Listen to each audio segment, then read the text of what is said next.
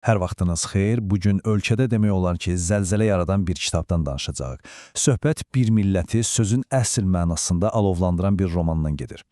Baxın, bu sitat heç də tənqidçidən zaddan deyil. Elə romanın öz Azərbaycanlı naşirinin sözləridir. Əkrəm Əlislinin Daş yuxuları haqqında deyilən bu sözlər əslində hər şeyi çox aydın ifadə eləyir. Yaxşı, gəlin görək məsələ nə yerdədir. Yaxşı, sual yaranır. Necə ola bilər ki, sadəcə bir bədii əsər, bir hekayə bu dərəcədə böyük bir qəzəbə, bir hiddətə səbəb olsun? Bu sualın cavabını tapmaq üçün biz gərək elə romanın içinə girək və hər şey onun o partlayış effekti verən ilk səhnəsindən başlayır. Amma bir dəqiqə, o səhnəyə keçməzdən əvvəl gəlin bir məqama diqqət yetirək. Kitab 2012-ci ildə ilk dəfə bir Rus jurnalında çap olunanda ona verilən reaksiyalar sanki iki fərqli dünyadan idi. Gəlin o fərqlərə bir baxaq. Baxın, bu fərq sadəcə inanılmazdır. Bir tərəfdə öz vətəni Azərbaycanda əsərə xəstə sayıqlamaları deyirlər, müəllifə isə vətən xaini. Digər tərəfdə isə Rusiyada onu cəsarətli bir cəhd kimi qiymətləndirir, müəllifi isə məşhur xalq yazıcısı kimi təqdim edirlər. Yəni bir yerdə lənət, o biri yerdə alqış. Bax, elə bütün mübahisə də bu ziddiyyətin üstündə qurulub. İndi isə qaydaq romanın özünə və bilin ki, əsər heç də hansısa siyasi müzakirə ilə, fəlsəfi düşüncələrlə açılmır. Yox, roman elə birbaşa amansız, şok edici bir zorakılıq səhnəsi ilə başlayır. Təsəvvür edin, Bakı, bir xəstəxananın təcili yardım otağı. İçəri xuşsuz, vəhşicəsinə döyülmüş bir adam gətirirlər və yanında da onun dostu, komik aktyor Nuvariş var. O, təlaş içində cərraha baş verən bu dəhşəti, bu xaosu necəsə izah eləməyə çalışır. Və Nuvarişin ağzından çıxan ilk sözlər bunlar olur. Onların hamısı yerazlardır, həkim. Yəni, o demək istəyir ki, hücum edənlər Ermənistandan olan Azərbaycanlı qaçqınlardır. Onlara belə deyirdilər. Bəs niyə döyüblər? Səbəb nədir? Nuvariş izah eləyir ki, onu erməniyə oxşadıblar. Çünki bu döyülən adam məşhur Azərbaycanlı aktyordur. O, bir qrup adamın linç etmək istədiyi yaşlı bir erməni kişini müdafiə etməyə çalışıb. Və o ermənini müdafiə etdiyi üçün kütlə elə onun öz üstünə tökülüb. Onu yerə yıxıb, tapdalayıb, əziblər.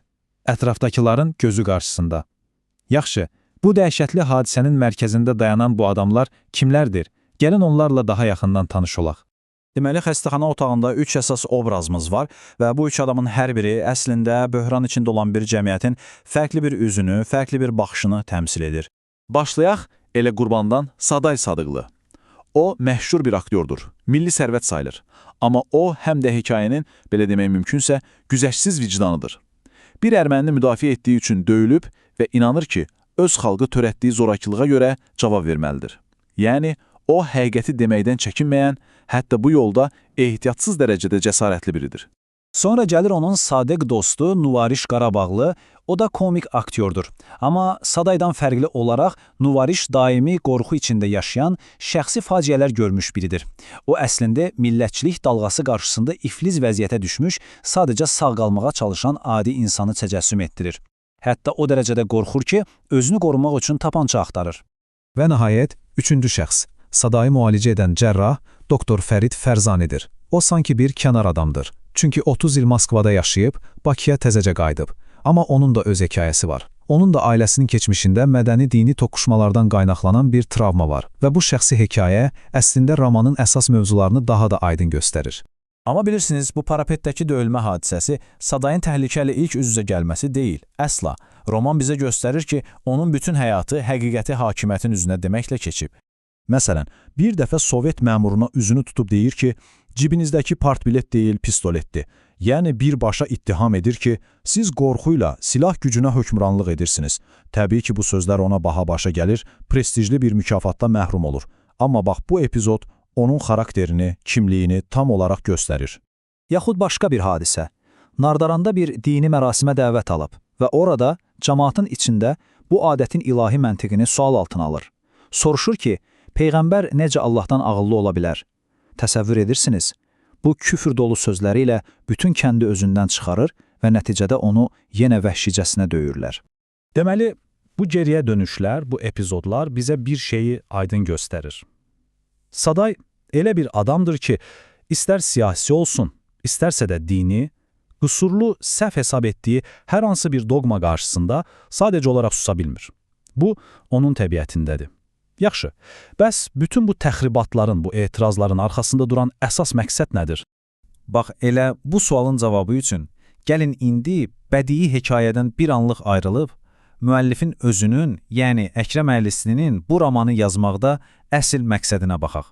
Müəllifin özü açıq şəkildə deyir, bu əsəri yazmaqda məqsədim iki millət arasında sülh yaratmaqdır. Yəni, onun niyyəti bir ittihamnamə yazmaq yox, əksinə bir barışıq nəğməsi, bir rekviem, bir matəm əsəri yaratmaq olub. Bir tənqidçi isə romanın əsas mesajını çox gözəl ümumiləşdirib.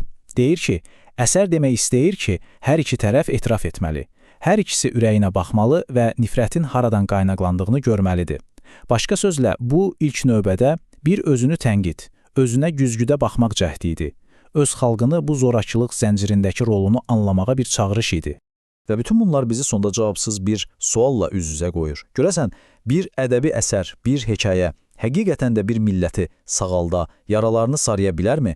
Yoxsa əksinə, sadəcə o yaraların əslində nə qədər dərin olduğunu üzə çıxarmağa yarayır? Daşuqların mirası da elə bu sualın içində gizlənib. Diqqətiniz üçün təşəkkür edirəm.